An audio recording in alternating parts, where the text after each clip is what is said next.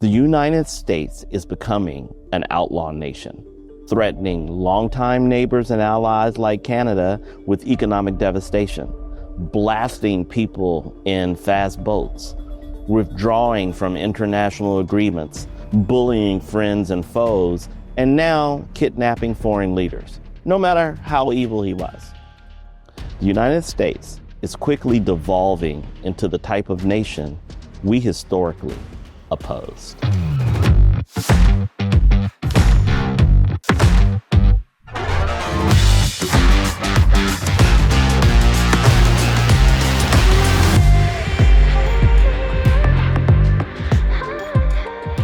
Hello again. Welcome to The Ruthless Truth. I am your host, Truth Davis. In this forum, I share opinions, thoughts, truths on a wide variety of topics based on what I believe to be a unique life experience. And you can read more about that in the notes, the bio, or the profile. My intent is to share stories and hopefully provide some life and career lessons that will help you in your journey. Please follow me on Instagram at TruthDavis5.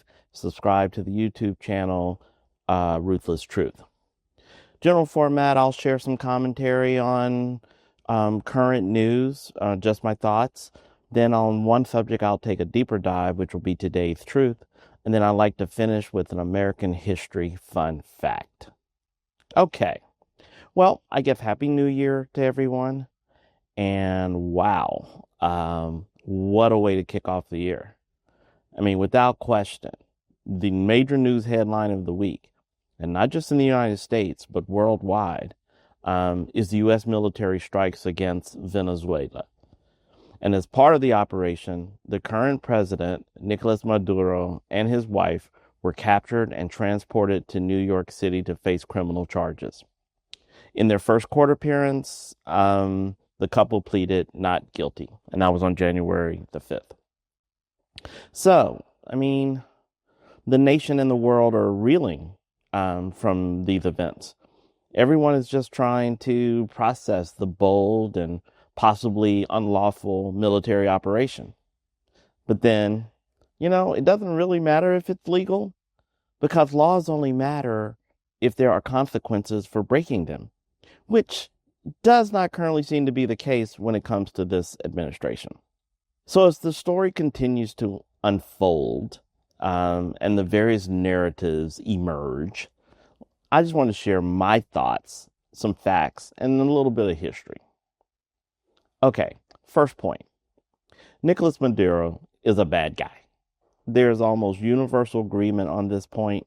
He seized the presidency by force and ruled with human rights violations, economic collapse, and involvement with drug trafficking.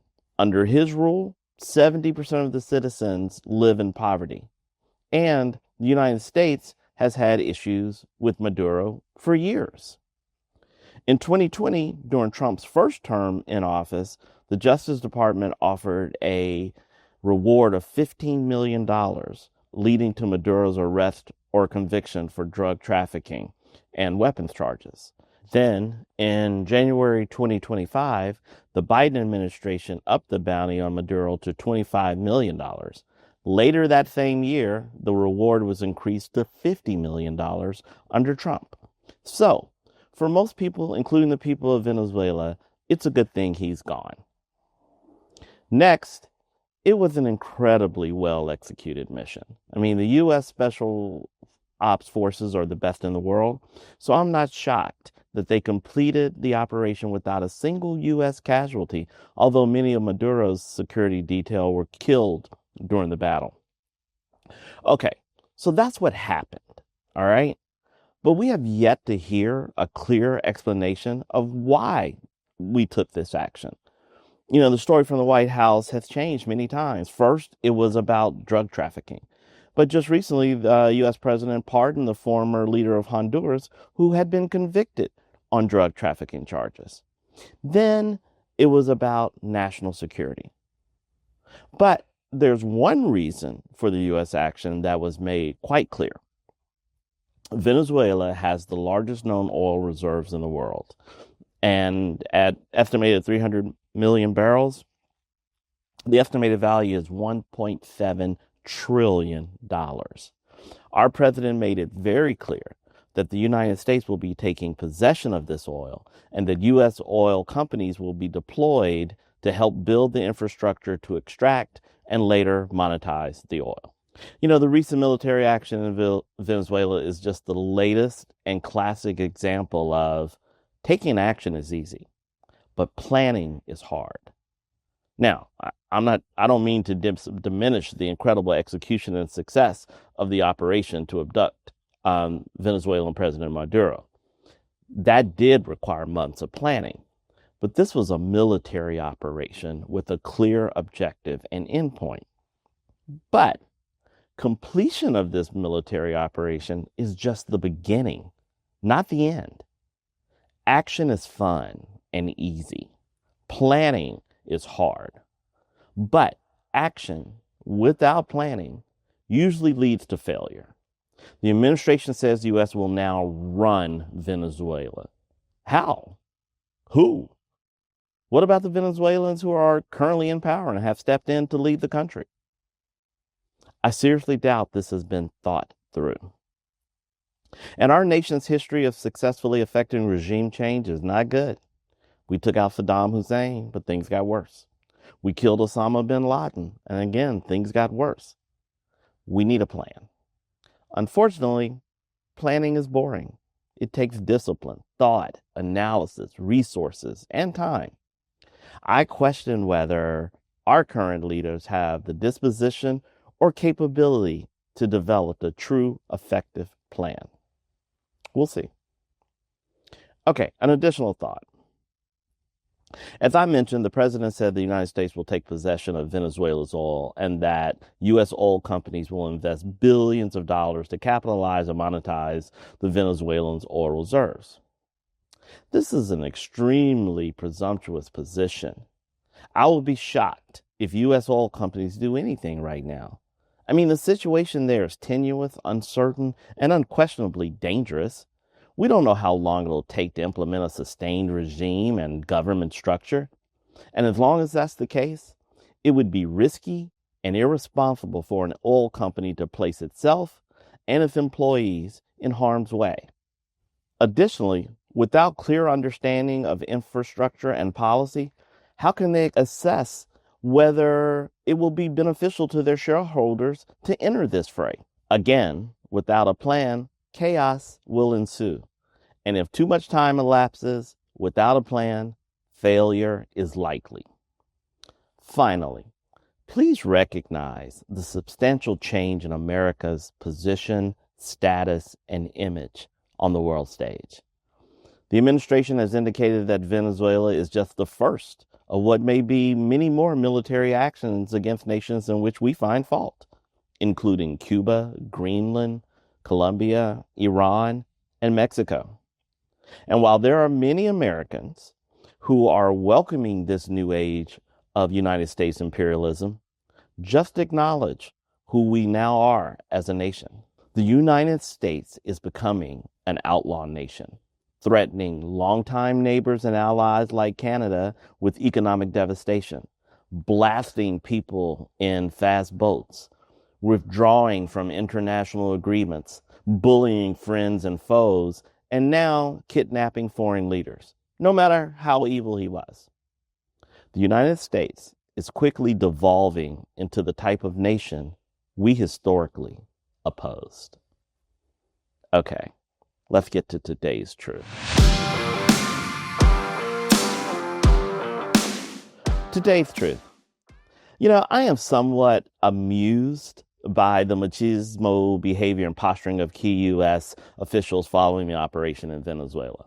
Specifically, Secretary of Defense Pete Hegseth said, quote, Maduro effed around and found out.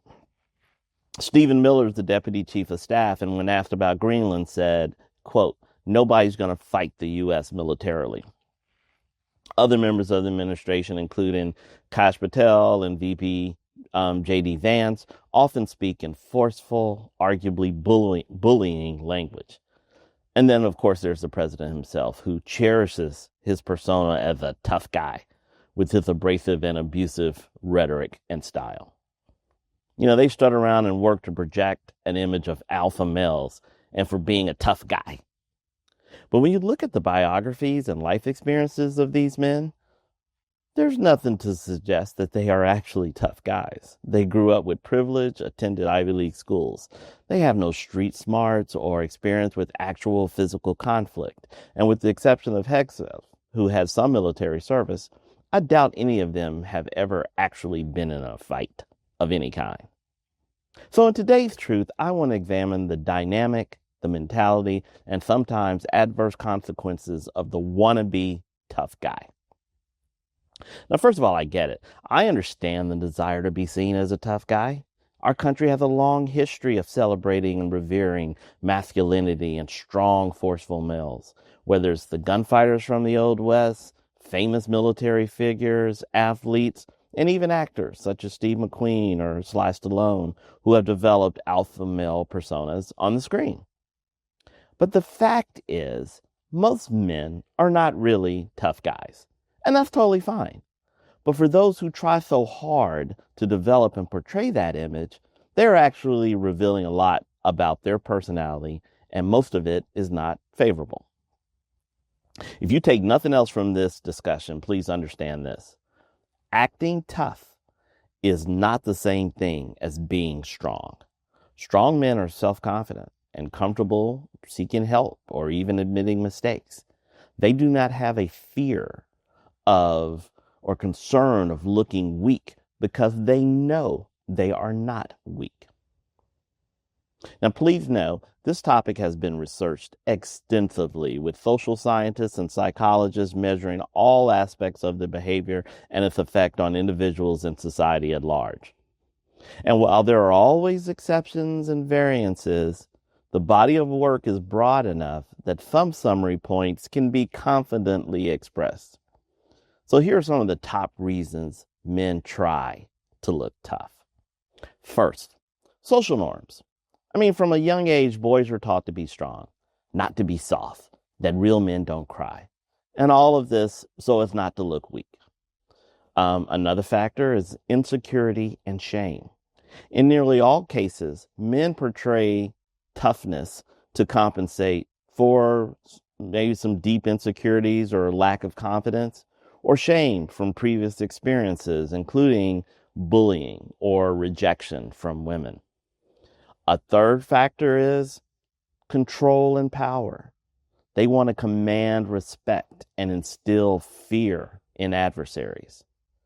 And then last factor might be is just simply a defense mechanism, often used unconsciously to mask feelings of insecurity, fear, or vulnerability. They want to create a hard exterior via arrogance and aggression. Now, it's easy to understand why men who aren't tough at all desire to look tough. And it would be great to ignore and dismiss the behavior. But unfortunately, the wannabe tough guys can adversely affect individuals, organizations, and as we are now seeing, a nation. There can also be health consequences. Let's just look at a couple of scenarios. First, the workplace. If you've worked for any amount of time, I'm sure you have encountered the employee or supervisor who wants to be seen as tough. How do you deal with it? Well, I'll share a couple of personal experiences. As a chief marketing officer, you are a member of the executive and leadership team that helps shape the direction of the company. So as CMO, I often had to work closely with the chief financial officer or CFO, as marketing was often the largest business expense, not counting personnel. Well, in one of my positions, the CFO had established himself as a tough leader. Physically, he was a very large man, both in height and weight. He was acutely aware that just his presence could be intimidating, and he often stood close to people to make them even more uncomfortable. So we were in an executive meeting, and he and I got into it. We were diametrically opposed on an issue, and he was trying to challenge my resolve with intimidation tactics, including raising his voice, pointing fingers, moving closer to me. Well, his efforts were ineffective on me, I held my ground, and ultimately the CEO took my side on the business decision that needed to be made. Afterwards, my CEO called me into his office. He wanted to give me some feedback. He said, I was impressed with the way you stood in there against Bill. He's used to people backing down. And I just said, man, he's just a corporate tough guy. Type of guy who thinks because he has a high position in the organization, he can intimidate people. But he's not a real tough guy. And I went on. And I said, and here's the real irony. I really am a tough guy.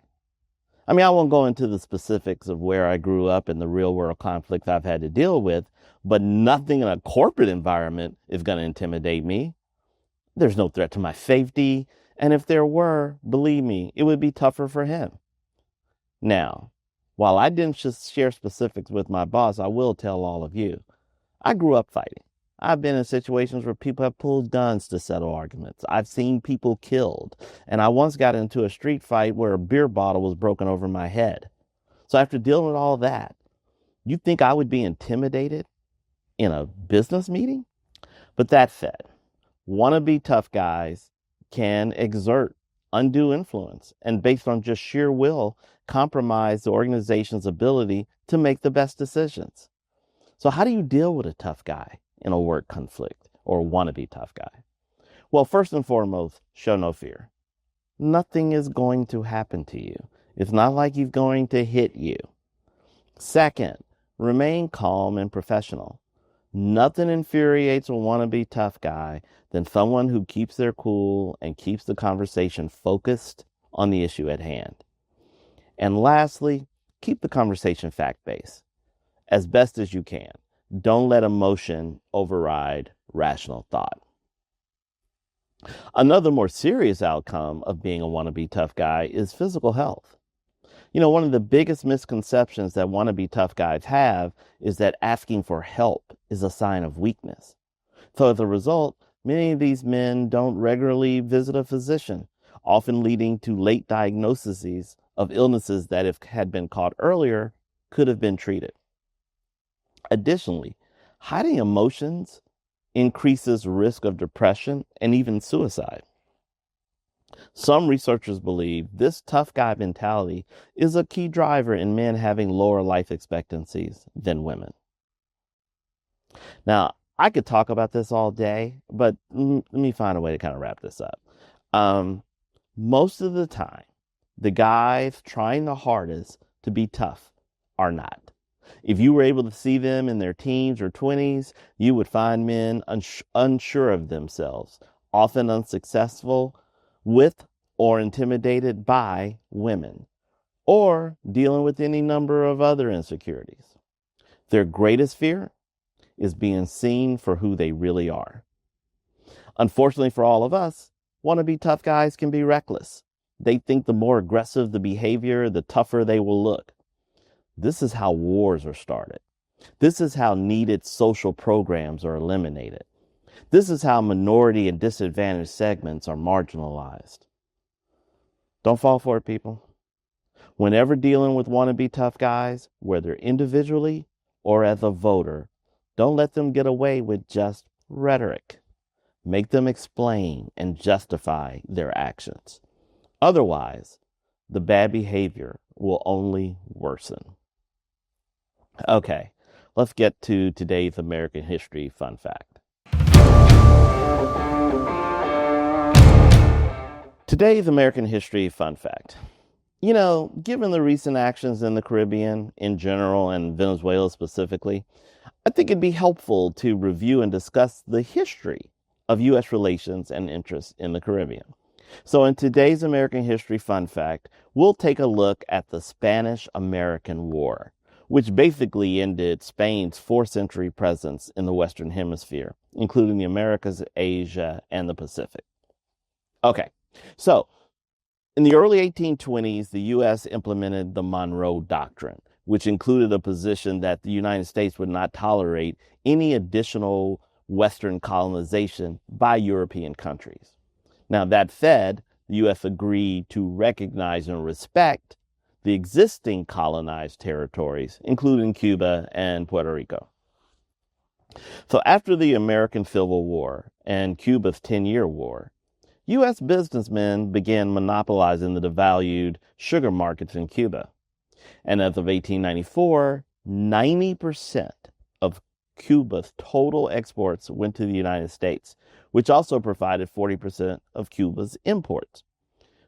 Cuba's total exports to the U.S. were almost 12 times larger than the export to Spain. So U.S. business interests indicated that while Spain still held political power in Cuba, it was the U.S. that held economic power over Cuba. So in 1895, Cuban nationalists began a revolt against Spanish rule, which was brutally suppressed by the colonial authorities. Some would argue the Spanish atrocities were exaggerated by the U.S. press in order to build support and sympathy for Cuba among U.S. citizens. President Grover Cleveland resisted mounting demands for U.S. intervention, as did his successor, William McKinley. So though he wasn't seeking a war, McKinley made preparations and readiness for one. Okay, to the war itself. The year was 1898. The 19th century was coming to a close, and it had been an eventful century for both Spain and the U.S., although in very different ways. Specifically, the Spanish Empire experienced significant declines, while the United States had progressed from a newfound nation to a rising world power. So in January 1898, the U.S. Navy armored cruiser, the USS Maine, was sent to Havana to provide protection for U.S. citizens. And on the evening of February 15th, 1898, the Maine was sunk by a mysterious explosion. Now, many Americans blame the Spanish for the sinking of the ship, although subsequent investigations indicated it was likely an internal explosion and the Spanish had nothing to do with it. Still, U.S. outrage and political pressures pushed President McKinley to receive congressional authority to use military force. And so on April 21st, the U.S. began a blockade of Cuba, and soon after, Spain and the U.S. declared war. But I got to tell you, the war was brief, as the size and force of the U.S. Navy greatly overwhelmed the Spanish fleets. On May 1st, a squadron of U.S. warships destroyed the Spanish fleet in the Philippines and captured that harbor. U.S. Marines arrived in Cuba on June 10th, and by July 17th had seized Santiago de Cuba. And on June 20th, the island of Guam just surrendered without resistance. And finally, on July 25th, U.S. troops landed in Puerto Rico, and after a couple of weeks of fighting, on August 13th, an armistice was signed, and the war was over. So, the 16-week war formally ended with the 1898 Treaty of Paris, which was signed on December 10th, with terms that were very favorable to the U.S. The treaty ceded ownership of Puerto Rico, Guam, and the Philippines to the United States, and then set Cuba up to become an independent state in 1902, although in practice, it really became a U.S. protectorate. So, although the military operations were an overwhelming success, the Spanish-American War was a medical disaster for both American and Spanish forces. So, while combat casualties were low, disease took a devastating toll on American troops. The central medical crisis of the war was the typhoid fever epidemic that ravaged military camps. You know, the war exposed serious deficiencies in American military medical preparedness and sanitation practice and led to long-term reforms. Okay, one final note and positive outcome of the war. It helped unify a nation that was still recovering from the brutal aftermath of the U.S. Civil War. The war with the Spanish provided a vehicle and a cause for Northern and Southern American troops to fight side by side against a common enemy. Additionally, the Black community strongly supported the rebels in Cuba, supported entry into the war, and gained prestige from their wartime performance in the Army. Booker T. Washington said the war gave black soldiers a chance, quote, to render service to our country that no other race can, because unlike whites, they were accustomed to the peculiar and dangerous climate of Cuba. So, the Spanish-American War of 1898 marked a turning point in American foreign relations, where the aftermath saw a change of policy away from an isolationist country to one that was willing to engage with European powers and their empires. Somewhat ironic, as current events have us going back somewhat to a more isolationist position. Okay. That's all I have for you today on The Ruthless Truth. Thank you so much for listening. Again, follow me on Instagram at TruthDavis5. Subscribe to the YouTube channel Ruthless Truth. And there's also a Facebook page, Ruthless Truth. Thanks again, and I will talk to you soon.